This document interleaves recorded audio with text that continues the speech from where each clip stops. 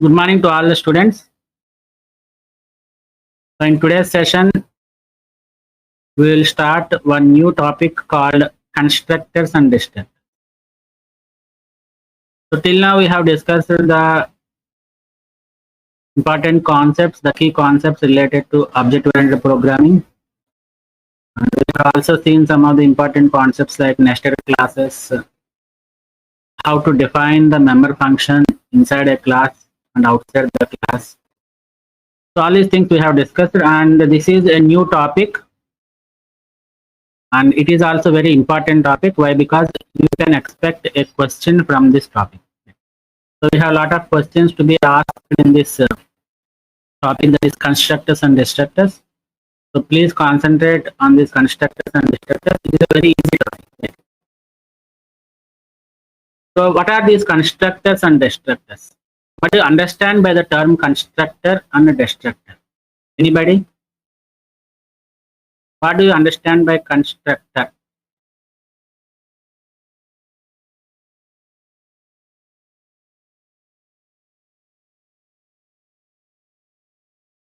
Anybody please respond. What do you understand by the term constructor? I'm not asking you what is actually the constructor in C++. I'm asking you to tell me what actually the constructor means to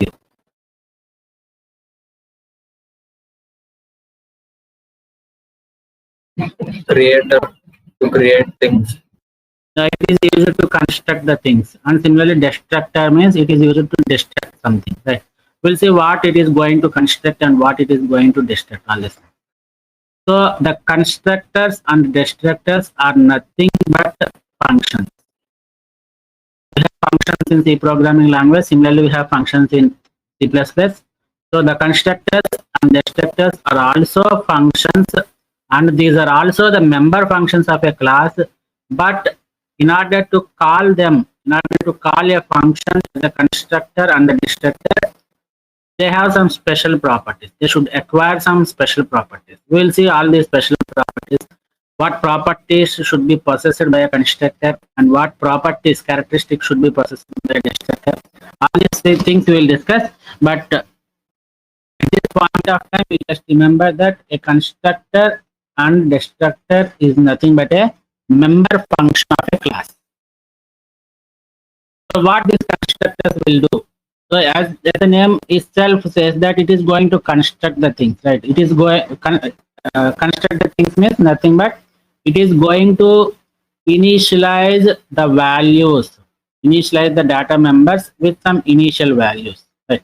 And similarly, destructor means when we come out of the program, the memory that is allocated for the data members is to be destructed so that we can make use of that memory to other members or data members or other data members of the class.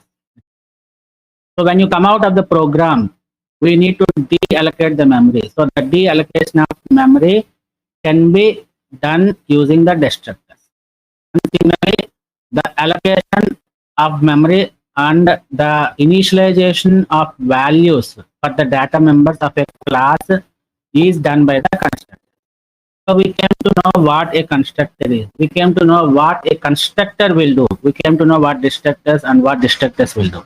So let us go into our discussion where we will discuss what constructors are, what are the various types of constructors we have. That is very, very important topic. You should remember everything in the types of constructors. Right? So we have 4 types of constructors. And then we'll go with the characteristics of constructors, and then we'll discuss the destructors and the characteristics of destructors. Everything we'll explain them with one example each. Right. So please concentrate. As I told that a constructor is nothing but a special member function of a class. The constructor and destructors are nothing but special member functions of the class. And constructor are special class members. Listen carefully.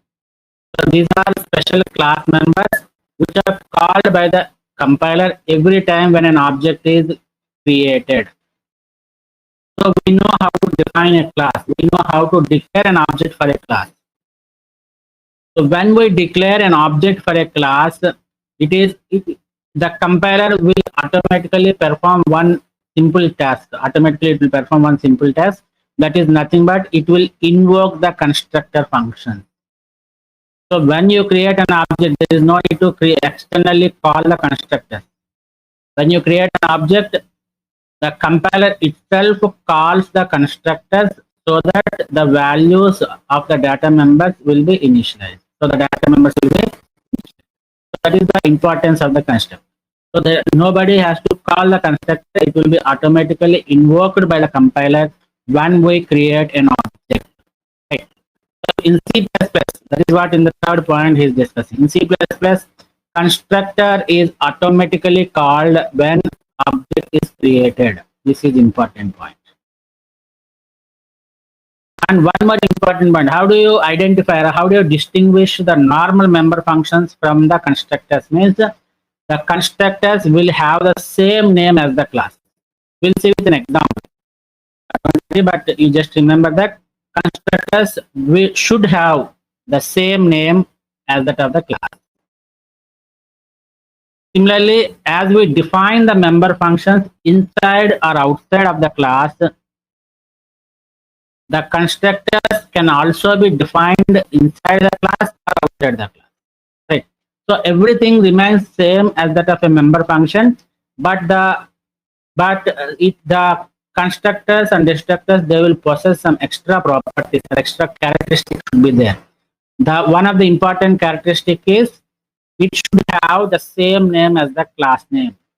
Second important characteristic is it is automatically invoked by the compiler when we create an object. These 2 points are very, very important.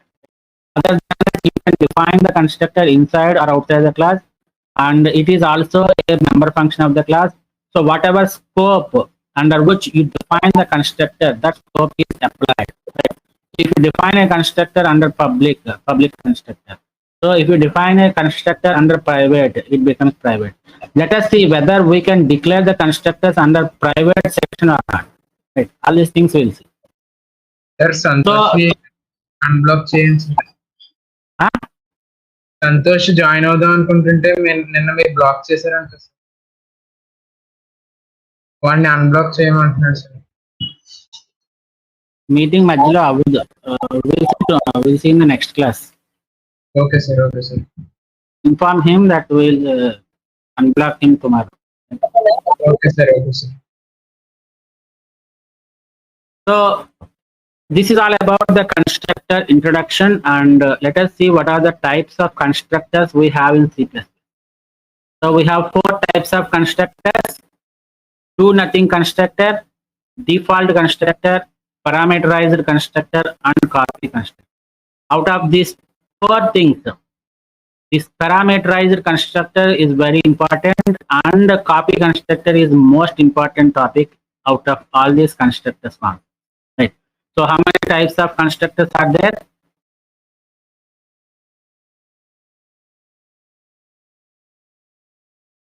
Four types. 4 types. What are they? Do nothing constructor, default constructor, copy constructor, parameterized constructors. Right. So what do you understand by the term do nothing constructor? It does not do anything, sir. So it does nothing. Yes, Simply sir. saying it does nothing. Right. It does That nothing. means do they include any instructions? If it is not performing any task, that means it is doing nothing.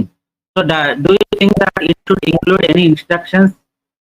Right. So the definition of the do nothing constructor includes no instructions. Right. Includes no instructions. We'll see.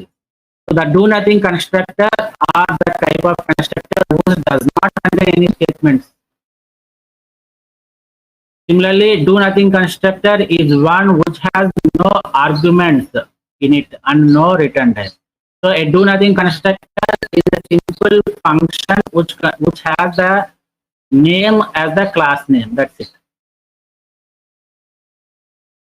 So this is what a do nothing constructor is. So for example, I have a class called box. In that I have a function with box and no return type and no arguments and there are no instructions. Such type of constructors are called as do nothing constructors. So they are not doing anything. But when we create an object, they are invoked, right? We'll see whether this is invoked or default constructor is invoked. All these things we'll discuss. But at the present point of time, you remember that the do nothing constructor does not contain any return type, it does not contain any argument list, and it does not contain any statement. It is simply a dummy box. It is simply a dummy box. Okay. So this is how we create a do nothing constructor. Before going to the other constructors, other types of constructors, let us see what is the difference between a constructor and a member function. We know some of the differences, right? So a constructor is different from the normal function because the constructor has the same name as that of the class. This we know it, right? And one more important point, constructors do not have return type. So when we define or when we declare the constructor, remember that you should not specify any return type for it. Is it clear?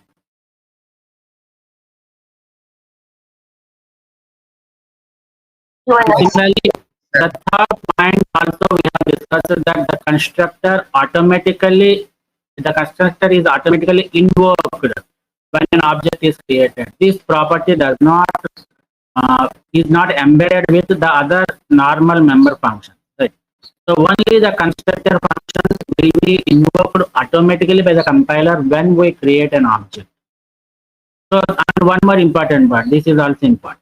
If you don't specify a constructor, there is no need that you always specify the constructor, but it is a good practice to specify the constructor. But it is not a thumb rule that when you define a class, you should always specify the constructor. Right? There is no mandate. So if you don't specify the constructor, as I told that the C++ compiler automatically generates a default constructor for us. For us means for the program. Right? Is it clear up to this point? And what is the default constructor? The default constructor expects no parameters, no inputs are there, and it has an empty body. There are no instructions. Right? That is what is called as do nothing. And similarly, the default constructor also is similar like that one. Right? We'll see. Is it clear at this point what is the difference between a constructor and a normal function, member function? So the constructor will have the same name as that of the class name, and it does not have the return type. This is very important point. You should remember that you should define or declare the constructor without a return type. And one more important point is a constructor is automatically invoked by the compiler when we create an object. And if you forget to specify the constructor in any C++ program, the C++ compiler automatically generates the default constructors for us. So these are the important things we should keep it in mind, and this we have already discussed. Do nothing constructor means it does nothing, right? So the function exists, but it does not have a return type, but it does not have an argument list, and similarly does not have any instructions in the body of the constructor. Such type of constructors are called as do nothing constructor. Nothing serious about this do nothing constructor, and this is important. Default. What do you mean by default? You might have heard of this term default most of the time. What do you mean by default?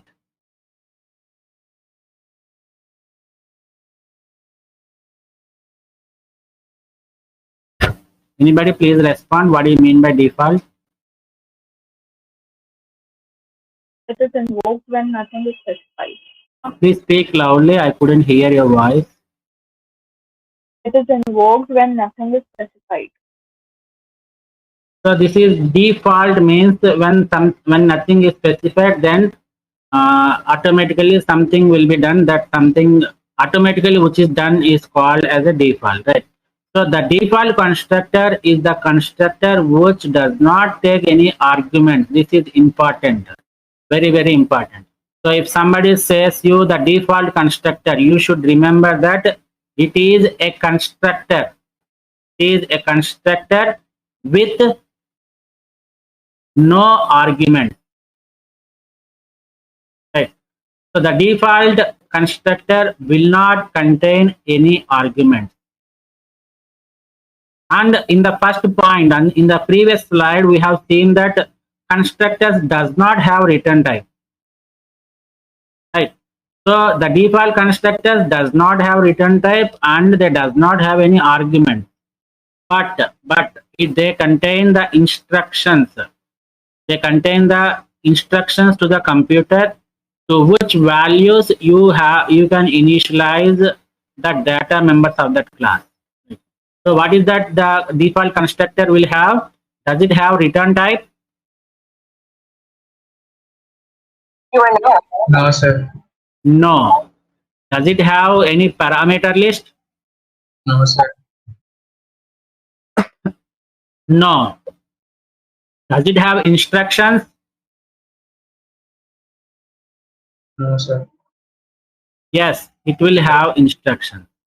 So for example, if the instructions are not there, what is this type of constructor called, which does not have any return type, parameter list and instructions? Do nothing constructor. Super. It is a do nothing constructor, right? The only difference between the do nothing constructor and the default constructor is this default constructor consists of instructions. It does not contain any return type and it does not contain any parameter. This is what you have to understand. Right? So it has no parameters. Okay, I know it. And even if we do not define, so if somebody forgets to define the default constructor or any constructor explicitly, right? As I told that the compiler will automatically provide a default constructor implicitly.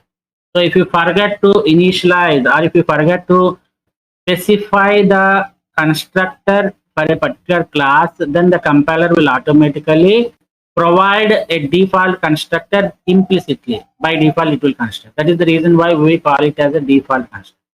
Is it clear up to this point? Yes, sir. Yes, sir. So let us see an example of this constructor. Right. So before this, you include hash, include IO stream, right? And I have created a class called construct, and I am using a public scope specifier or the access specifier in which I am defining two variables A and B of type integer, and I have one default constructor. Right, you can see here. You can observe here that the name of the function, what is the name of the function here? Construct. Constructor, right? Construct. So what is it same as that of the class name or not? Yes. Yes. Therefore, this is a constructor. You can observe here that the constructor does not have any return type. Similarly, does not accept any parameters. But does it contain any statements? How many statements are there in the constructor? Two statements. Two statements. That is, A is equal to 10 and B is equal to 20. Right. So these public members of the class, which are nothing but A and B, are initialized with some default values, which is 10 and 20.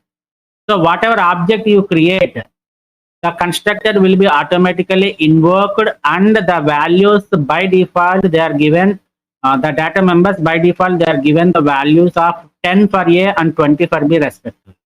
Right. So here I end my class and let us go with the main function, int main. So what is this statement called? What is this statement?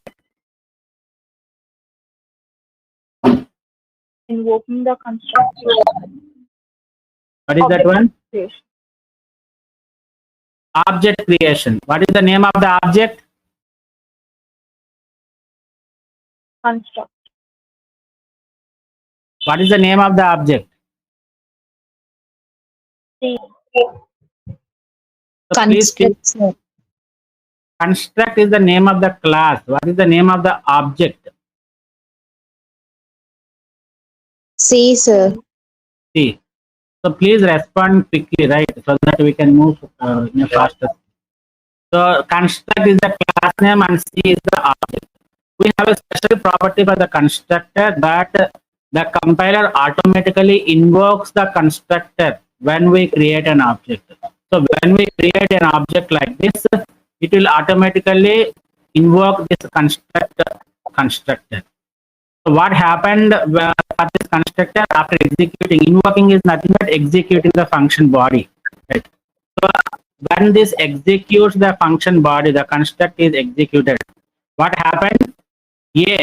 So how many values that the C is having here? The object C is having. What are the data members C is having? A and B. A and B, right? So when I create this object, so I have this A and B designated to C, designated to object C, and then since the constructor is automatically invoked, so the function is executed. Therefore, in this function, I have defined two statements where I am assigning a value of 10 to A and 20 to B. So what happens here? A of the object C will be assigned 10 and the data member B of object C will be assigned a data value of 20. So if I print these values, how can I print these values? How can I access the data member A of C? It is C dot A. How can I access the data member B of C? It is C dot B. So if I print these values, I will get like this. A is equal to 10. What is this NL? What do you understand by this NL? Next line. Next line, sir. Yeah, it is end End of line. the It is almost end line. NL stands for end line. It is similar to that of backslash n in C programming. Right. So after this, B is printed like B is equal to 20, right? Sorry. So this is how you are going to access the values, right? Have you initialized any value of A and B for C of C in this main function? We are not initializing it individually, right?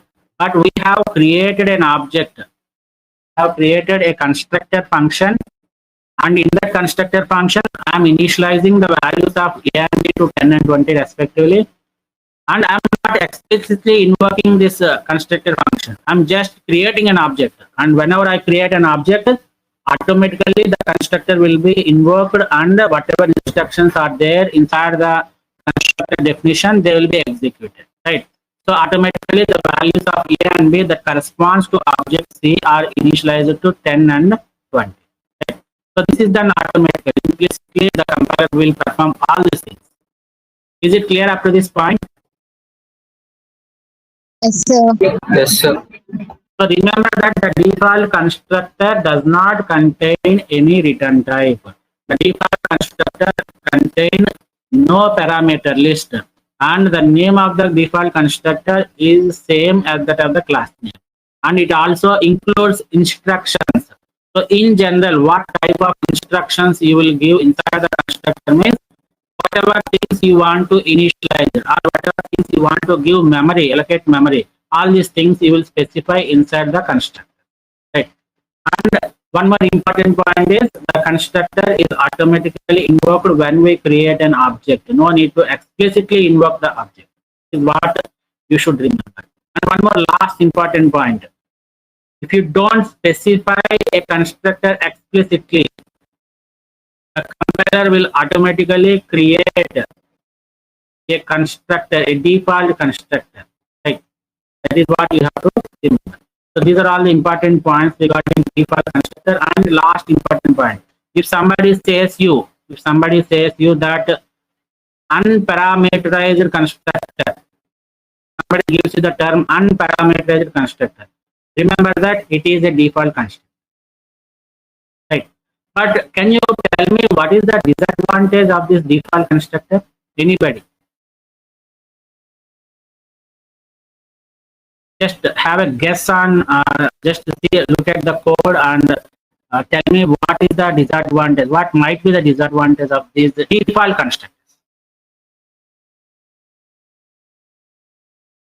Anybody guess? Please respond.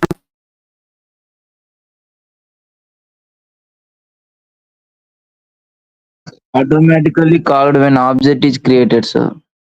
Yeah, that property is needed actually. That property is needed when we create an object. Right? Sometimes we don't. Okay, I'll tell you. Right.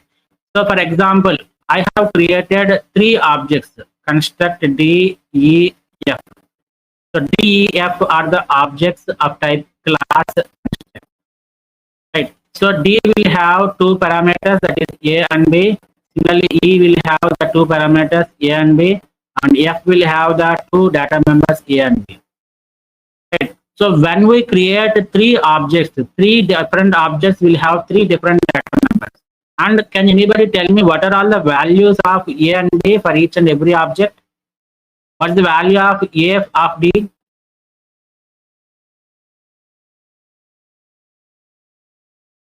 What is the value that is initialized to A of object D? 10. 10, sir. What about B? 20, sir. 20. 20. What about E? 20. So it is also 10. What about B of E? 20, sir. 20. 20, sir. What about A of F? 10. What about B of F is 20. 20. So irrespective of how many objects you create, all the objects and all the data members of each and every object is initialized to same values, 10 and 21. Right? But sometimes I require a program in such a way that the data members of D are initialized to some 5 and 50. And the data members A and B of E are initialized to some 25 and 35. Similarly, the data members A and B of F are initialized to some 100 and 200. So this type of initialization is not possible in case of default constructor. Is it right or not? Yes, sir. So by default, the default constructors are initializing the data members of all the objects to the default values, whatever you specify in the instruction part or the body of the constructor, right? But sometimes you require the objects to be created with different initialized values for the data members. In such case, the default constructor will not work, right? So to avoid or to overcome this problem, we have come across, or we have another concept called as parameterized constructor. What is that one? Parameterized constructor. So now tell me, does the parameterized constructor contains the return type or not? No, sir. No. Since because in the first slide of the introduction part to constructors, we have seen an important point that the constructors will not have any return type. Very, very, very important point. So if you know the concept of constructors, the first question somebody is going to ask you is, does the constructor return any value or not? The answer is the constructor does not return any value. That's the reason why it does not have any return type. Now coming to the parameterized default parameterized constructors, we know that they doesn't consist of any return type. Does they consist of parameters?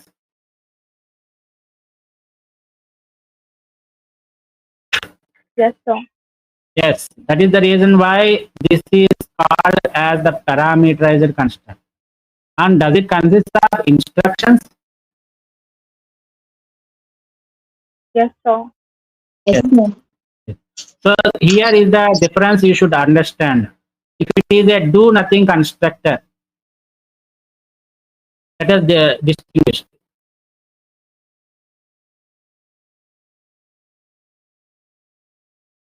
Right.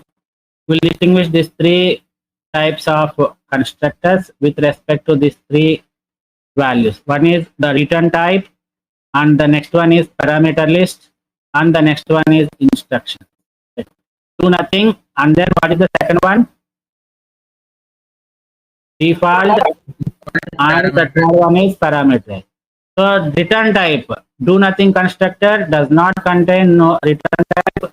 Similarly, default constructor does not contain return type, and parameters also does not contain any return type. What about the parameter list? Do nothing constructor, does they contain any parameter list? No, sir. No. Default? No, sir. No. Parameterized? Yes, sir. Yes, sir. Right. What about the instructions? Does the node of the constructor contain any instructions? No, sir. No. Does the default parameter, the constructor consists of any instructions? Yes, sir. Yes. Parameterized? Yes, Yes, sir. This is what we have to understand. Right. So these are the basic differences between these three types of constructors we have.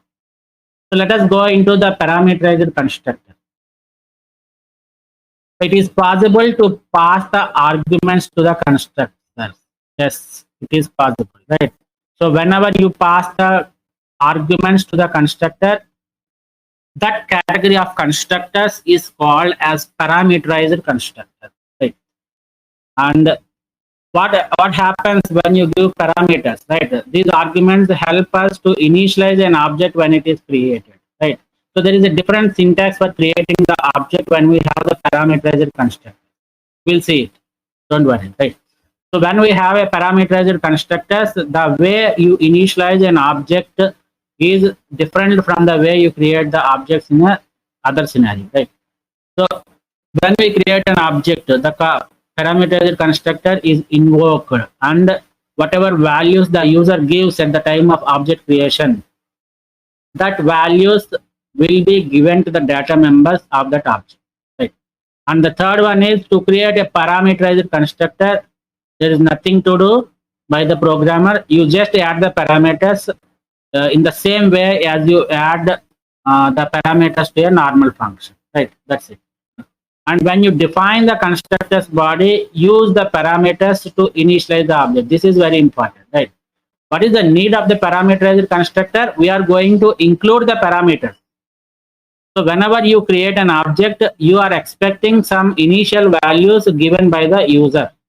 And those initial values should be initialized. So whatever parameters you are using, those parameters should be used to initialize the data members of that particular class. That is important. Okay. And let us see. When an object is declared in a parameterized constructor, the initial values have to be passed as arguments to the constructor. This is what I told. Since the parameterized constructor consists of the parameters, whenever you create an object, it is mandatory that you should specify the default values. You should give some default values to the data members of the function, right? So the normal way of object declaration does not work. The normal way means you just give the class name followed by space and followed by object name. This will not work in case of parameterized constructor. Whenever you want to invoke the parameterized constructor, there is a special syntax where you can do it in two ways. One is explicit object creation, and second one is implicitly, right? So the constructors can be called explicitly or implicitly. What do you mean by explicit call? So you have to explicitly specify. What is this example? Let us take the example as a class name, right? So what is this E here?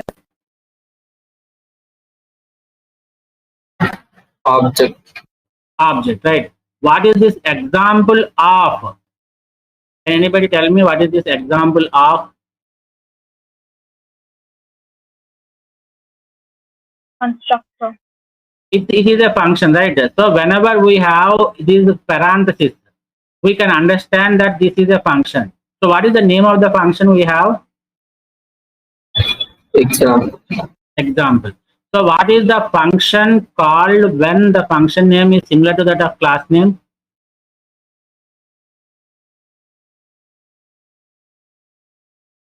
Constructor. No. What is that one called? Whenever a member function is having the same name as that of the class, then that function is called as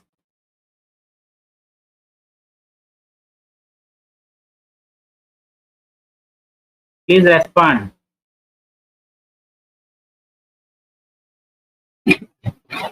Constructor, sir. Constructor, right? So is it the constructor or not? Yes, sir. Example of 10 comma 20. It's an example. It's a constructor, right? But I am giving some parameters to this constructor. 10 and 20 are two parameters. That is two integer values I am passing to this constructor. So this is how you explicitly create an object and call the constructor function. So I know how to create an object. This is, I'm clear about this one. So class name followed by object name. And you have to use the assignment operator is equal to, and you have to invoke, you have to call the function with the class name. That is example of 10 comma. Is it clear? Yes, sir. Yes, And coming sir. to the next one, implicit call, right? How do you implicitly call the constructor, right? So this is a different syntax. I know that example is the class name and E is the object name, right? And after E, you open the parenthesis and you just give the parameters. That's it. So 10 and 20 are two values that I want to initialize to data members of the class example. So when I create an object, I use the parenthesis and I just give the parameter, default parameter. Right? So this is how you implicitly call the constructor. Is it clear? Yes, sir. Now, what are the uses of this parameterized constructor? As I told that whenever you want to initialize the data members of different objects with different values, then you need this type of parameterized constructor. What is the disadvantage of default constructor? What is the disadvantage of default constructor? We cannot initialize various data elements. No, I think you are clear about the concept, but you are unable to explain, right? So we cannot initialize the different values to the different members of the different objects. So whatever, how many objects you create, all the objects data members will be initialized to only same values, right? So that is the disadvantage of the default constructor, and to avoid or to overcome that disadvantage, we have come across with the parameterized constructor, where the user has to give different values at the time of object creation itself. So there are two ways of creating the objects for this parameterized constructors. Creating the objects and invoking the constructors, parameterized constructors. One is explicitly, where you can use the assignment operator and the constructor name along with the parameters.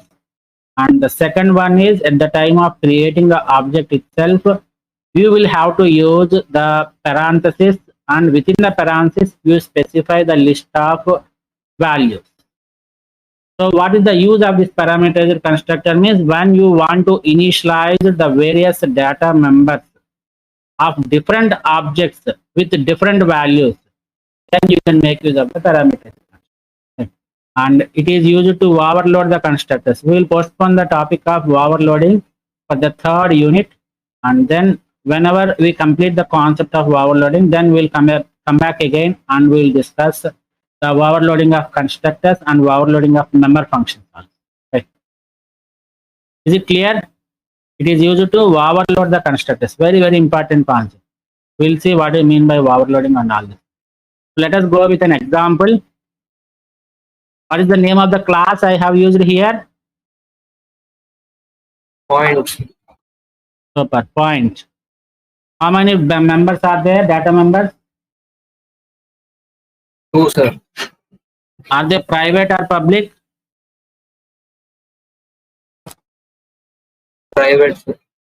X and Y are private. So I have used a public domain, and what is this one? Point of int x1 comma int 1. It is a parameterized constructor. Why I am saying that it is a constructor? Why? Because the name of the function is similar to that of the class name. The name of the function is point, and the name of the class is also point. So both of them are having the same name. Therefore, this particular function is called as the parameter, and it consists of parameters. Therefore, I am calling it as parameterized constructor. Now you can see here, what are the two instructions I have in this parameterized constructor? X1 and Y1. No, what are the two instructions? X is equal to x1 and y is equal to y1, right? So whatever values I take from this constructor parameters, x1 and y1 are the two values I'm taking as the parameters. And I'm assigning the value of x1 to x and y1 to y. What are these x and y?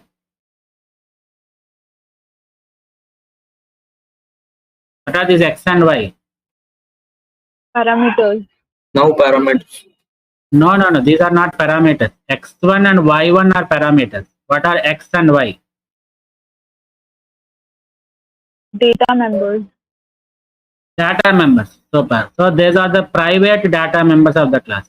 So whatever values I take from the user in terms of x1 and y1, I'm just initializing I am just assigning the value of x1 to x and y1 to y, where x and y are the data members of the class. Is it clear? So if I don't specify these instructions, so it is waste that you create a constructor here.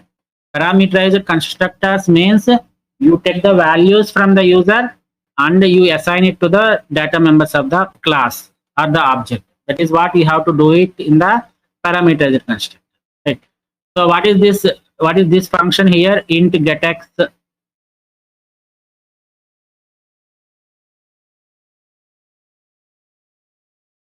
Is it the function definition or not?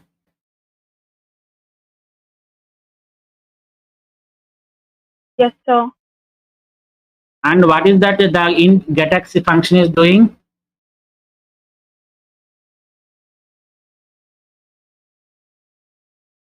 Gets the value of x. It just returns the value of the x, where x is the data member of the class. And what about get y? It is returning the value of y, where y is the private data member of the class point. Right. Now coming to the main function, see here, you can observe the difference how the object is created. Is it an implicit parameterized constructor calling or explicit?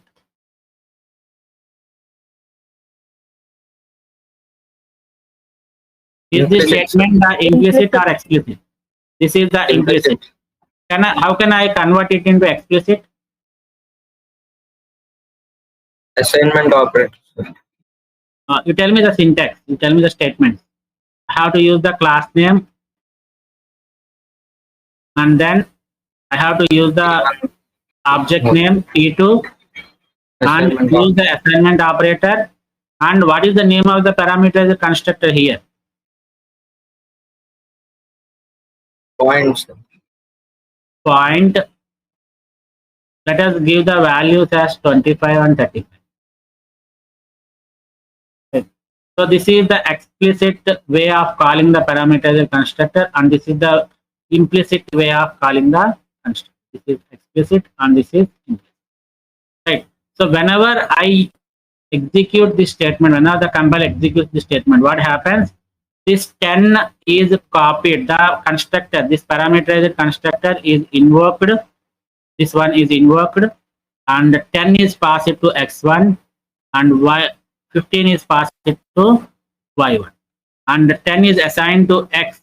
As I know that P1 is having two data members, one is x and y.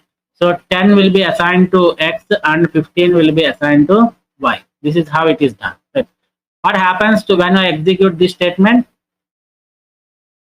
The object P2 is created. When you create an object P2, we know that it consists of two parameters or two data members, x and y, and I'm explicitly calling the parameterized constructor point with two values 25 and 35. So 25 will be stored inside this x1 and 35 will be stored inside this y1. So and they are assigned. So x is assigned with x1 which is 25 and y is assigned with y1 which is 30. Now if I want to print the values, C out of p1 dot x is equal to, so p1 dot x is equal to, I'm calling this function explicitly with the object name p1 dot get x. So this function will be invoked. What is the value it is returning? X value. What is the value of x of p1?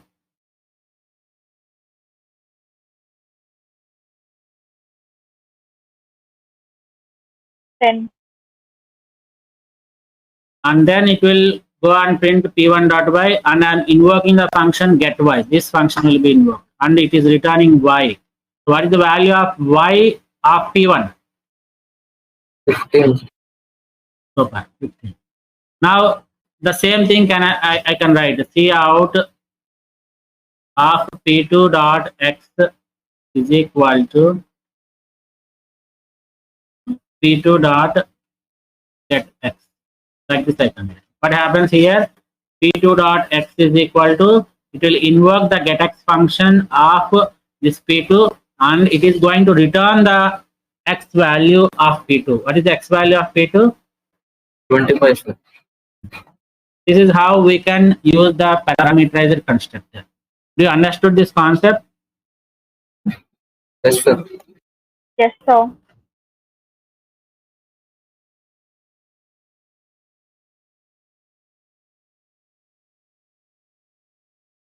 So after this, just 2 minutes, let me give the introduction to copy constructor and then let me give the syntax of the copy constructor and we'll leave the session, right? So what do you understand by the copy constructor, by the term copy constructor? Any idea?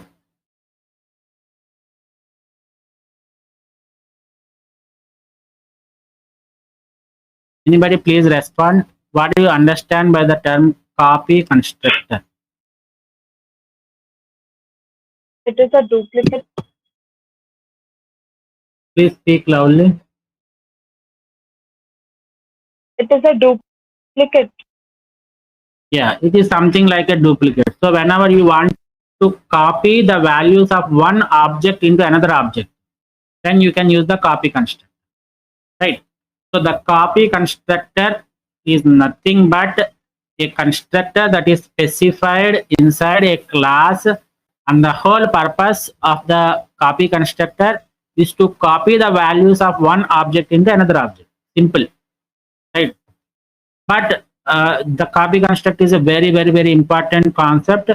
So I will postpone the discussion of this copy constructor for the tomorrow's class.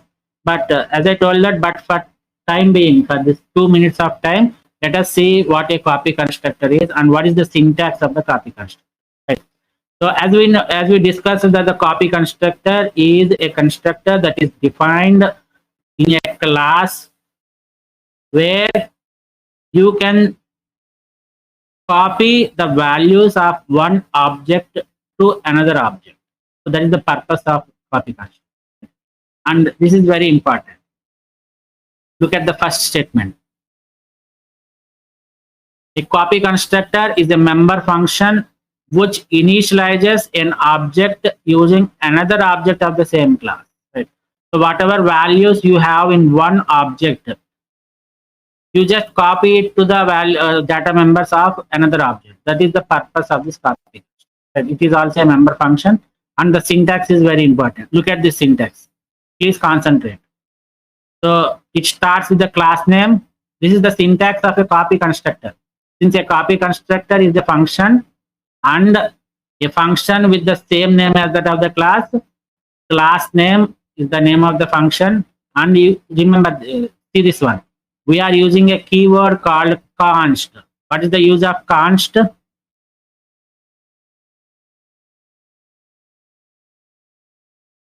What is the use of const?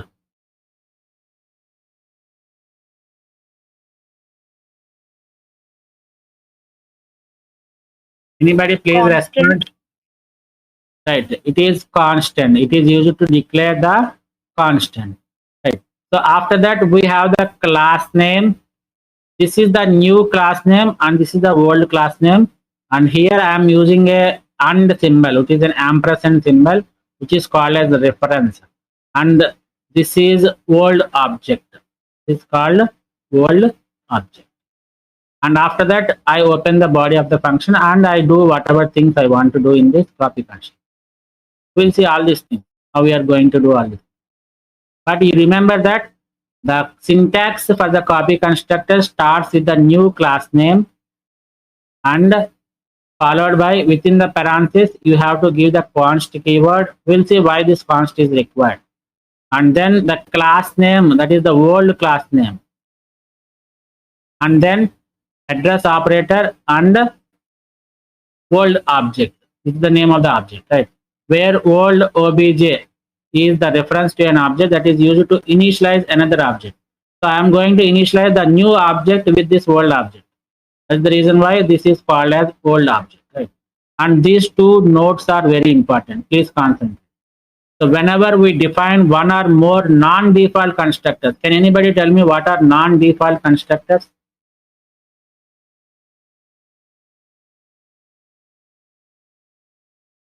Parameterized constructor.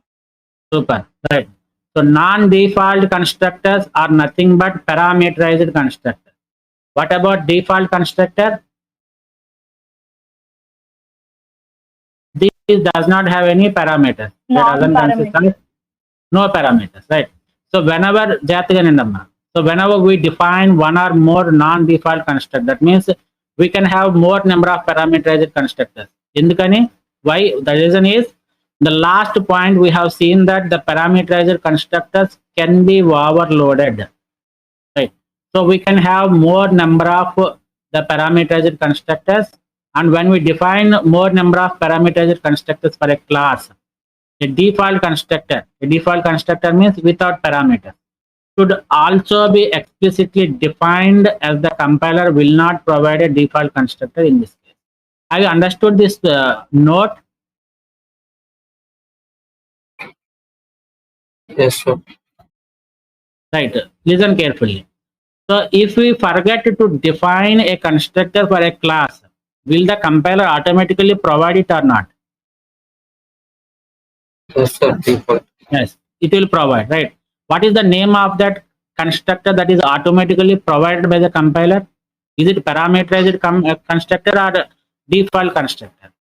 Default. Default, super, right? So when the user forget to explicitly specify the constructor, the compiler will automatically create the default constructor. This we know, right?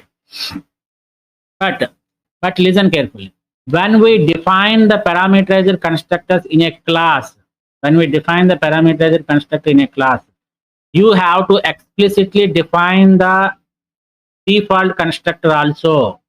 You have to explicitly define the default constructor also. Why? Because once you specify or once you define the parameterized constructor in a class, the compiler will not touch the concept of creating the default constructor automatically. So it is the responsibility of the programmer to define the default constructor explicitly. Is it clear up to this point? Yes, sir. So unless you don't have the parameterized constructor, the default constructor will be automatically created by the compiler, or the user can create it explicitly. But once you define a parameterized constructor, it is the responsibility of the programmer to define the default constructor explicitly. The compiler will not take the responsibility of creating the default constructor in that case, right? Next point. However, it is not necessary. That is considered to be the best practice to always define a default constructor. This is what I told, right? So it's a very good practice, programming practice, that you always define a default constructor explicitly. Don't depend upon the compiler, right? You don't know when the compiler will take the responsibility of creating the. You know about this point, right? If you are creating a parameterized constructor, then the compiler will just leave the responsibility of creating the default constructor to the programmer. That I know. But you make it a practice. It's a good programming practice that you specify the default constructor explicitly in all the cases. Whether you go for the parameterizer or you don't go for the parameterizer or copy constructor, whatever it may be, you just forget about it and you make it practice that you always define the default constructor explicitly. Is it clear? Yes, sir. So this is the introduction part to the copy constructor. Let us end our topic of today's session at this point. So in tomorrow's class, we are going to continue with this copy constructors. We have a lot of topics to discuss in the copy constructor. Right?